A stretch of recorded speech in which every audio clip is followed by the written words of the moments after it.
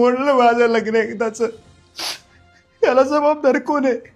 मुंबईतनं निघलो होतो सातारला लग्नासाठी. तिथं पुढे पोहोचलो तर ट्रॅफिक जाम झालं, सगळं बोगद्याच्या पुढे जायला लागलो.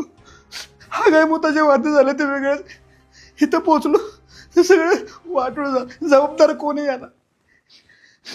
अहो गावाला पोचलो तर इथं आल्यावर कळालं पोरीकडची वाट बघून निघून गेली. आणि आता म्हणतात की केस सांगणार आहे माझ्यावर, माझ्या बापावर. आणि सगळ्या लग्नाचा जेवणाचा बँडचा सगळं हॉलचा खर्च आमच्याकडे घेणार आहेत. ह्याच्याला जबाबदार कोण आहे? हा, आमची काय चुकी आहे?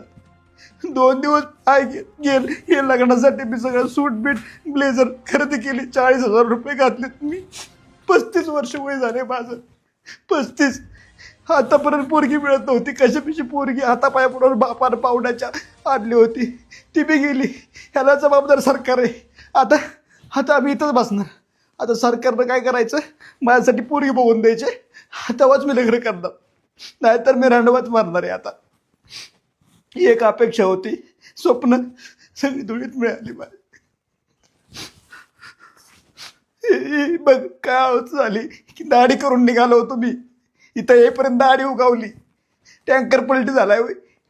माझं आयुष्य पलटी झालंय. सगळं उद्ध्वस्त झालं आता.